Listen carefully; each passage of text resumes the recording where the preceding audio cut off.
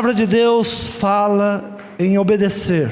É melhor obedecer, é melhor ouvir a palavra de Deus e dar crédito à palavra de Deus. Nós, pais, pastores, nós temos influência sobre os nossos filhos, sobre a nossa casa, sobre a igreja, mas nós temos influência até onde a palavra é ouvida. Diga, a influência, ela entra até onde eu permito. Porque Deus pode falar conosco, como Deus fala conosco, e Deus tem falado conosco, e a palavra de Deus é viva e eficaz, mas está em mim receber ou não receber. Está em mim construir uma casa na areia ou uma casa na rocha. A decisão sempre é minha. Por mais que as influências elas cheguem a mim, a decisão é minha de acatar ou não acatar. Muitas vezes um pai se pergunta: onde eu errei com meu filho? O mesmo ensinamento que eu dei para o José, eu dei para o Sebastião, dei para o Mário. Por que um seguiu um caminho bom e o outro está indo para um caminho não tão bom? Porque a decisão sempre é minha. Diga, a decisão sempre é minha. E pelo meu pensamento eu dirijo a minha vida. A maneira como eu penso, eu dirijo a minha vida. Isto traz uma responsabilidade aos pais, aos pastores, em trazer a palavra de Deus. Mas a palavra de Deus também diz ao profeta: você vá e diga a esse povo, se ele se converter do seu mau caminho e se voltar a mim, eu restituirei a vida dele. Mas se você não for e não falar, eu cobrarei de você. Então há uma responsabilidade em ir e falar e ensinar. Então o pai tem uma responsabilidade com o filho, de ensinar, de criar uma estrutura, de criar uma base. Muitas vezes os pais reclamam hoje do que o filho está sendo, porque a base que ele criou foi uma base errada. Esses dias conversava, uma pessoa chegou para mim e disse: olha, eu gostaria que você falasse com a minha filha e você explicasse para ela o que é família. Você chegasse ali em determinado lugar e fizesse uma pregação mostrando o que é família. E naquele momento eu parei e fiz uma análise na vida daquela pessoa. E eu disse: como eu vou falar em poucos minutos o que ela não fez em 20 anos? O que ela ensinou a filha dela durante 20 e tantos anos é diferente do que ela quer que uma palavra vá e faça uma diferença. A palavra de Deus faz a diferença. Mas nós temos que criar base para aquilo que nós queremos, para onde nós estamos levando a nossa família, para onde nós estamos levando o nosso filho, para onde está caminhando a igreja. Quantos creem que Deus dá as bênçãos? E ouvimos aqui esta noite isso, né? Que quando há uma palavra profética e você recebe a palavra profética cumpre na sua vida.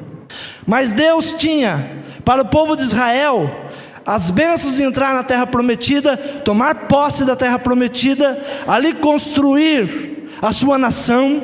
Será que Deus falhou com o povo? Josué levou o povo para conquistar, para possuir a terra. O próprio Josué, ele distribuiu as heranças de cada tribo, estabeleceu para cada tribo: olha, esta bênção é tua, esta é tua, essa aqui é tua. E houve ali as reclamações: ah, mas deu a pior para mim, deu a melhor para o outro. Como todo ser humano é capaz de reclamar e sabe reclamar, e é um direito nosso até reclamar. Mas Josué, ele dividiu conforme Deus colocou em seu coração. E aquele povo simplesmente teria que agora chegar e tomar posse da bênção.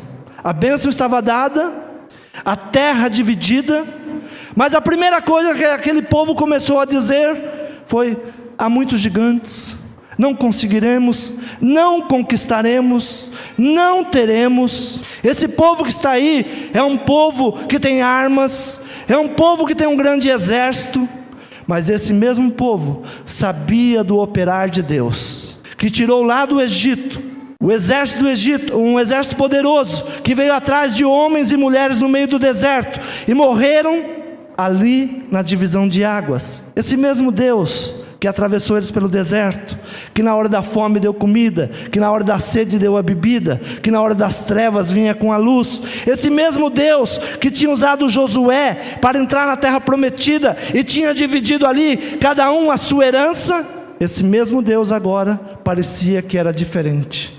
Deus aparece várias vezes na Bíblia dizendo: eu sou o mesmo Deus, o Deus de Abraão, de Isaque e de Jacó. Então Deus vem e diz: eu sou um Deus de geração a geração.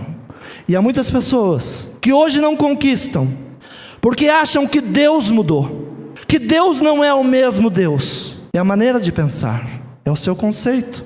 Algumas outras pessoas acham que Deus passa pela terra e Ele olha: vamos ver se o Gerson hoje merece uma bênção. Ah, não, hoje não. Hoje ele fez isso.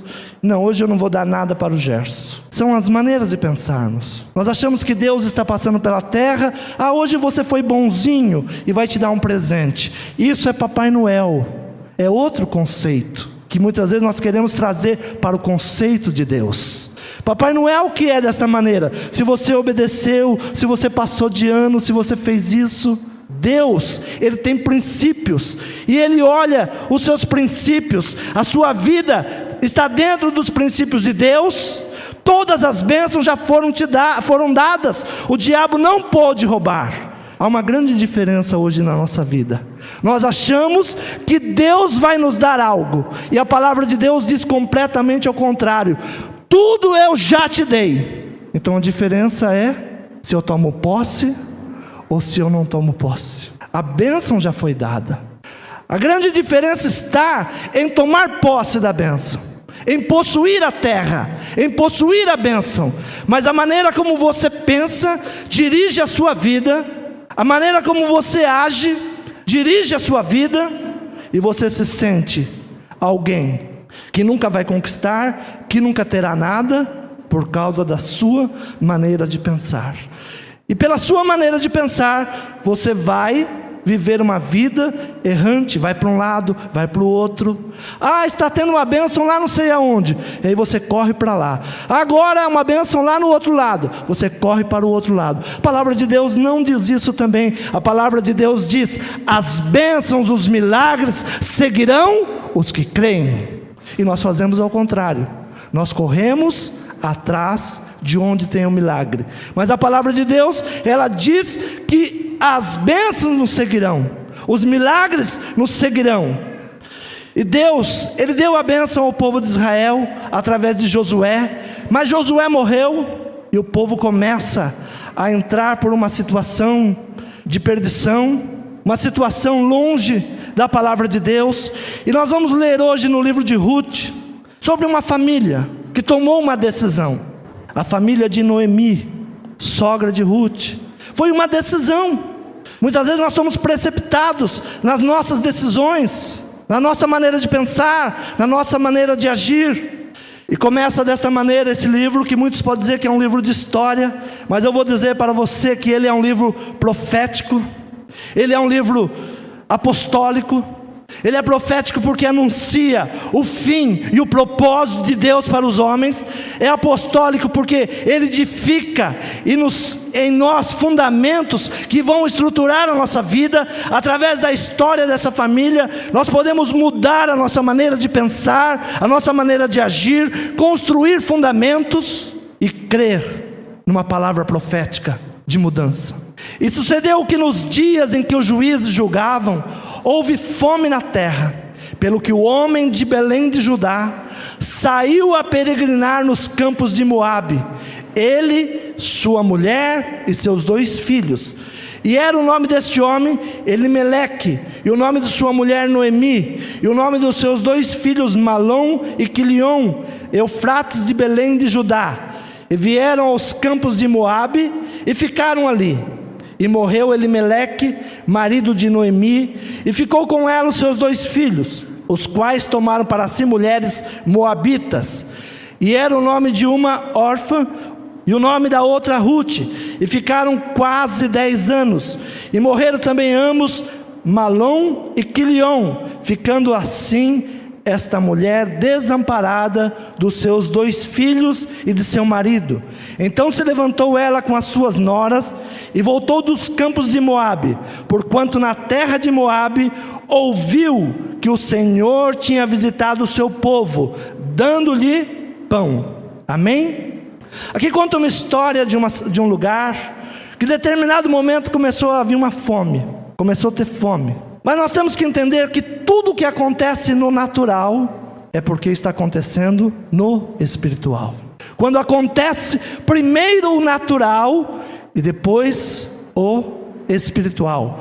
1 Coríntios capítulo 15, versículo 46, fala exatamente disso. Primeiro o natural e segundo o espiritual. Se havia uma fome numa cidade chamada Belém, o que quer dizer? O que quer dizer o nome dessa cidade? Diga comigo, pão. O nome da cidade quer dizer casa de pão. Como pode haver fome na casa de pão? Porque Deus age por princípios. Então nós lemos aqui, sucedeu que nos dias que os juízes julgavam, o povo foi levado por Josué, obedecia a Josué, mas chegou um tempo que Josué morreu, e o povo ficou sem direção, ficou sem quem o dirigisse, e Deus começa a levantar juízes, para que os juízes começam a governar, para que os juízes, eles passem a ser um referencial. E esse povo, que era para receber a grande bênção de Deus, que estavam na terra prometida, mas eles deixaram de atender a palavra de Deus, de dar crédito à palavra de Deus. E no capítulo 2 de Juízes, dá aqui um dos princípios para a derrota desse povo. Porquanto deixaram ao Senhor e serviram a Baal e a Astarote. O que eles deixaram? De servir a Deus. Diga, um dos princípios da maldição é não servir a Deus. Então foram levantados juízes que dominavam sobre eles, que ensinavam a eles, que eram referencial, mas cada vez que morria um juiz, o povo se perdia de novo. E como o povo, ele se perdia, ele não sabia para onde ir, ele começava a atrair sobre si todas as maldições. Mas tudo aconteceu porque não cumpriram a palavra de Deus. O Senhor disse para eles: olha, vocês vão para a terra e possuam a terra, tomam posse da terra. Não interessa se na tua terra existe um grande gigante. Ah, eu não conquisto porque na minha terra tem um grande gigante. Eu não conquisto, pastor, porque olha, pastor, é algo tão grande o desemprego e eu não consigo conquistar. E Deus aqui não estava perguntando qual era o tamanho do gigante que estava na terra deles. Deus tinha dado uma ordem: vocês vão e conquistem. Mas por que não conquistaram? O livro de Juízes, capítulo 1, vai começar a nos dar os princípios da derrota de um povo que veio a miséria, que veio a fome, que foi levado para a derrota.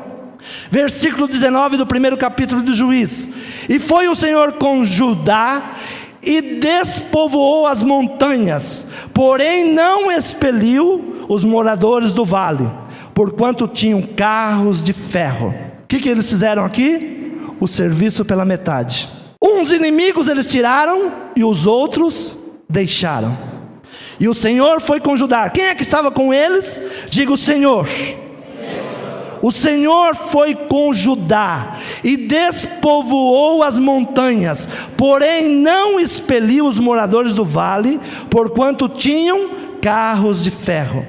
E deram Hebrom a Calebe, como Moisés o dissera. Dali expeliu os 3 filhos de Anak. Porém os filhos de Benjamim não expeliram os jebuseus que habitavam em Jerusalém. Antes os jebuseus habitaram com os filhos de Benjamim em Jerusalém até o dia de hoje. Aqui há um outro grande problema: conviver com o inimigo. Eles chegaram ali, porém os filhos de Benjamim não expeliram os jebuseus que habitavam em Jerusalém. Antes os jebuseus habitaram com os filhos de Benjamim em Jerusalém até o dia de hoje. Um outro grande problema é não expulsar, e além de não expulsar o inimigo, fazer aliança com ele. Foi um segundo problema desse povo. Vamos ler agora no versículo 27. Nem Manassés expeliu os habitantes de Bet-sean, nem dos lugares da sua jurisdição, nem a Taanaque com os lugares da sua jurisdição, nem os moradores de Dor com os lugares da sua jurisdição, nem os moradores de Ibreão. Versículo 29.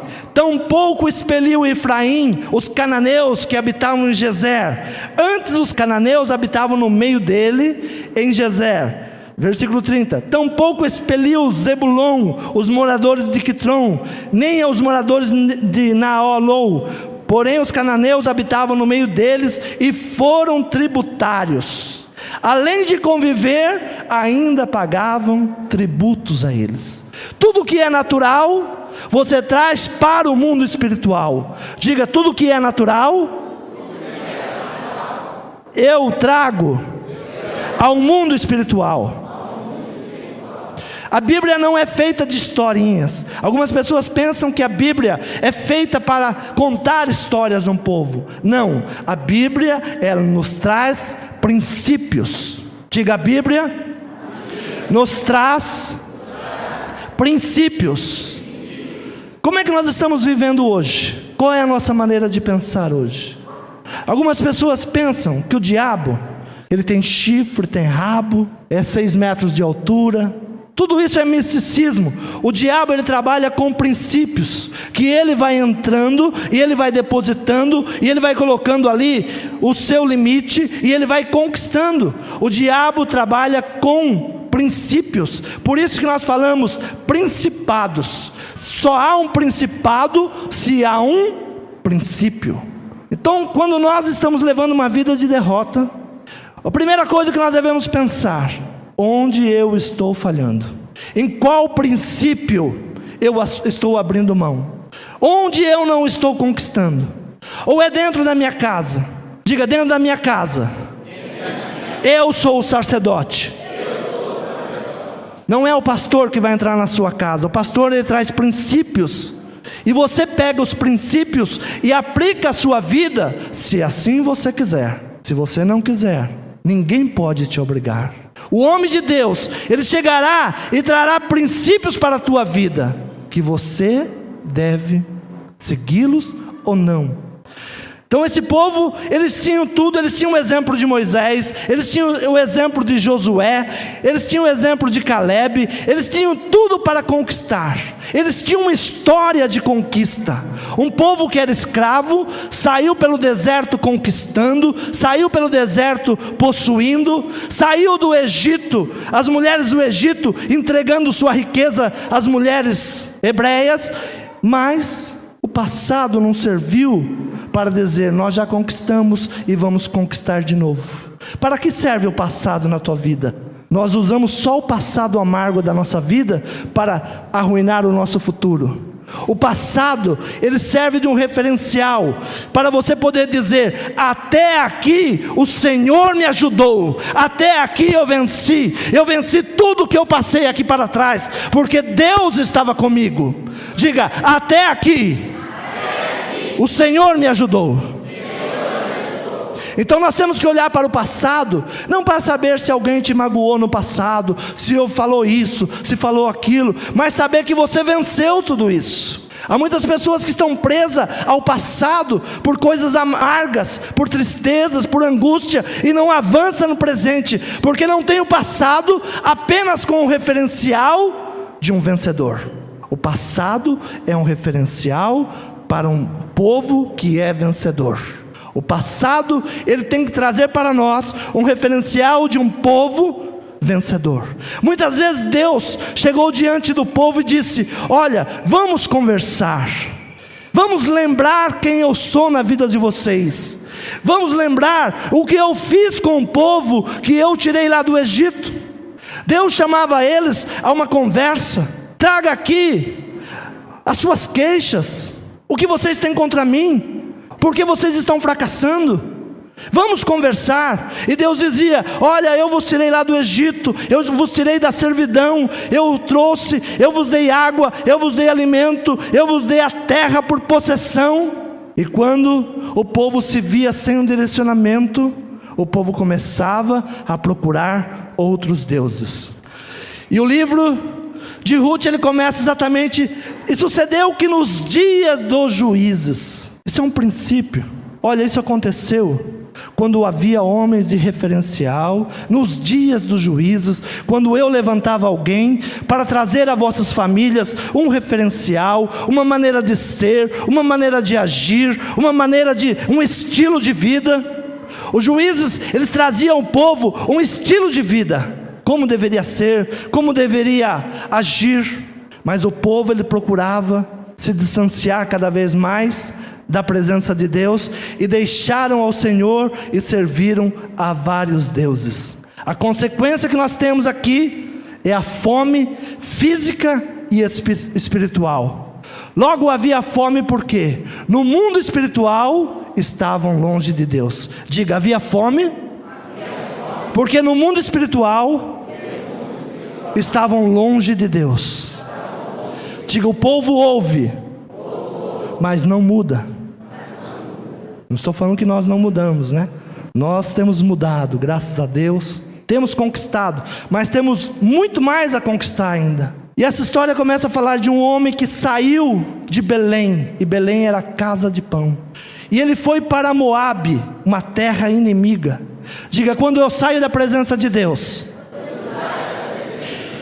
inevitavelmente eu vou para a casa do inimigo. Era o que aconteceu com essa família. Para onde eles foram? Moabe. Quem são os moabitas? Moabitas são descendentes de Ló. E quando nós vamos ler a história de Ló, nós vamos ver o quanto o inimigo teve acesso a essa família. São duas famílias. Nós temos uma família de Abraão, que é o nosso referencial, que todas as bênçãos de Abraão vieram até nós através do nosso Senhor Jesus Cristo. Abraão é o referencial de família, mas Abraão errou. Mas Deus nunca falou que não vai te abençoar porque você erra. Alguma vez Deus falou isso? Não. Todos os seus pecados são perdoados. Bem-aventurados são aqueles que lavam as suas vestes. Aonde? No sangue do Cordeiro. Deus, Ele olha para nós e sabe da nossa fraqueza, sabe que nós somos fracos, que nós somos sujeitos a tantas coisas, mas não é porque nós somos pecadores que Ele não nos abençoa, mas Ele nos perdoa, nos lava e nos purifica. Ele nos torna justificáveis na sua presença. Diga: eu sou justificado pelo sangue do Cordeiro. Quando você está servindo a Deus, quando você está em aliança com Deus, o diabo olha para você e ele não vê o Gerson, porque não mais vive eu, mas Cristo vive em mim. Diga: não mais vive eu, mas Cristo vive em mim. Então mesmo que o diabo olhe para você, ele não vê você, ele vê Jesus Cristo, e ele não pode te tocar. Então os moabitas são descendentes de Ló, as filhas de Ló. O que essas mulheres fizeram? Quando saíram lá de Sodoma e Gomorra, elas falaram: olha, agora nós não vamos dar mais frutos, nós não vamos germinar, nós não temos mais com quem nos relacionar, os nossos maridos morreram. E elas embriagaram o pai e tiveram filhos do próprio pai. Sabe o que é isso? É a falta de fé. A palavra de Deus diz que nós somos frutíferos e haverá multiplicação. Diga: a palavra de Deus diz que nós seremos frutíferos e haverá multiplicação. Todas as vezes que nós olhamos o natural sem esperar no espiritual, nós erramos. E a família de Ló era uma família que olhava o natural desde o princípio. Quem estabeleceu esse princípio? Quem foi? O próprio Ló. Ele andava com Abraão, e porque andava com Abraão era abençoado. A palavra de Deus diz que Abraão chegava em determinado lugar, erguia um altar a Deus e agradecia a Deus. Ló estava com ele. Não se lê nenhuma parte dizendo: Ló chegou junto com Abraão e ergueu um altar a Deus. Então quem tinha uma aliança com Deus era Abraão, e Ló caminhava com ele. Chegou determinado momento que os dois tiveram uma conversa, e quando nós fomos para Israel, o apóstolo mostrou exatamente o lugar onde houve a separação dos dois, onde Ló foi para um lado e Abraão foi para o outro. E realmente o lugar que Ló olhou era algo bonito, uma vista bonita, mas não adianta você escolher o melhor se você não tem o melhor. Diga: eu vou ter o melhor, porque o Pai das luzes está comigo, e eu vou conquistar. Domingo passado nós pregamos que não interessa as circunstâncias, não importa qual é a circunstância que você está vivendo, não importa se na casa do pão está faltando pão, não importa, o lugar de permanecer é na casa do pão. Será que você indo a Moabe, você vai ter pão? Foi o que aconteceu com essa família. Eles começaram a procurar pão onde só tinha maldição. Por que tinha maldição? Porque Deus, enquanto tinha uma aliança com Abraão, abençoou Ló, mas os seus filhos foram piores do que Ló e quebraram a aliança. Deus, por misericórdia, não deixava tocar neles. Deus não deixava tocar. O povo de Israel passava e Deus não permitia que o povo de Israel tocasse nenhum deles, porque Deus tinha uma promessa através de Abraão para com Ló. Mas os filhos, eles foram piores do que o pai. Vamos abrir nossas Bíblias no livro de Amós, capítulo 1, versículo 13. Versículo 11 em diante: assim diz o Senhor: por 3 transgressões de Edom, e por 4 não retirarei o castigo, porque perseguiu a seu irmão a espada, e baniu toda a misericórdia, e a sua ira despedaça eternamente, retém a sua indignação para sempre. Por isso porei fogo a Temã, e ele consumirá os palácios de Bosra. Assim diz o Senhor: por 3 transgressões, filhos de Amon, e por 4 não retirarei o castigo, porque fenderam as grávidas de Gileade para dilatarem os seus termos. Por isso porei fogo ao muro de Rabá, ele consumirá os seus palácios com alarido no dia da batalha, com tempestades no dia da tormenta, e o seu rei irá para o cativeiro, e ele e os seus príncipes juntamente, diz o Senhor. Continuando: assim diz o Senhor: por 3 transgressões de Moabe, e por 4 não retirarei o castigo, porque queimou os ossos do rei de Edom até os reduzir a cal. Por isso porei fogo a Moabe, e ele consumirá os palácios de Queriote, e Moabe morrerá com um grande estrondo, com alarido, com som de buzina. Tirarei o juiz do meio dele, e todos os seus príncipes com ele matarei, diz o Senhor.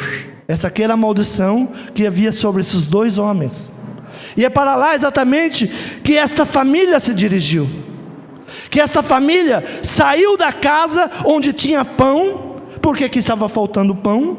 Porque não buscava a Deus. Muitas vezes nós achamos que nós vamos resolver a nossa vida saindo da presença de Deus. Eu lembro que quando encontrei o pastor Clodoilson, uma das primeiras palavras que ele me disse, e essa palavra tem fluído no meu coração, ele disse: olha, pastor, eu vou te dizer uma coisa, nunca digas que você vai abandonar o seu ministério, porque o diabo, ele está ouvindo, e ele pula de alegria.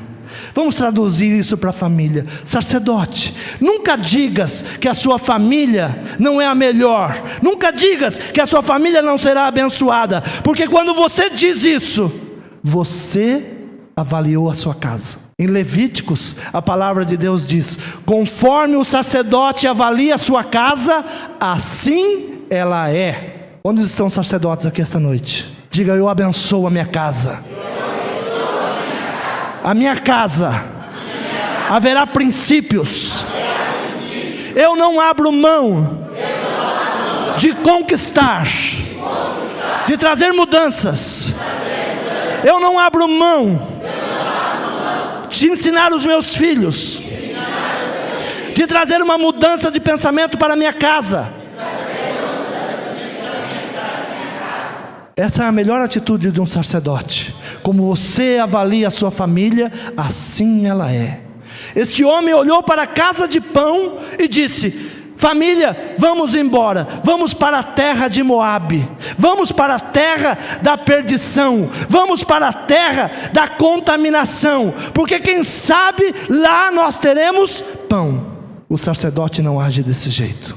Digo, o sacerdote, quando perde a visão, leva a sua família à destruição. E este homem levou, e ele foi o primeiro a morrer. E os seus 2 filhos morreram também.